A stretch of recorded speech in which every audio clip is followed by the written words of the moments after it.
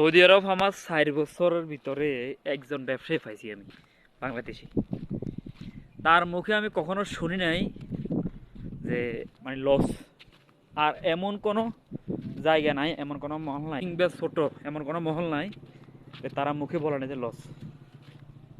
যে কোনো ব্যবসায় কিন্তু এখানে ওই ধরনের লস হয় না, কারণ এখানে বাকি যায় না। এখন চলুন আমি আপনাদেরকে দেখাইতে আছি বাংলাদেশিগুলারে। এই দুইজন ভাই সবজি ব্যবসা করে, একেবারে আপনার খেতে বানাইতে আছে, মাজরায় খেতে চাষ করিস, খেতে বিক্রি করতে আছে, ওই কেউ বলতে আছে লস।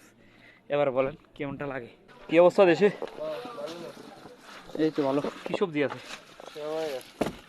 সবই আছে। কোন জায়গা না আপনারা? নোয়াখালী কে? বিবেক সাই? হ্যাঁ, কুমিল্লা বিবেক সাই। আর ফেনি না, আমরা নোয়াখালীতেও নাই, কুমিল্লাতেও নাই, আমরা ফেনি ফেনি। আমরা তো ফেনি জেলাতে আছি। সবজি বিবেক হইব নি? হইতো না ভাই, এগুলো মজা করে।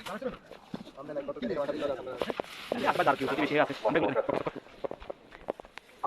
ফেনি বলবে একদম বাড়িতে এই বেঞ্জামার হাত তুলে দেন। তোমার কথা আমি এই বাড়ি হাত তুলে দেন। আচ্ছা, ইয়া শেখ, ইয়া যেটা হাত দিলো ভালোটা দিও।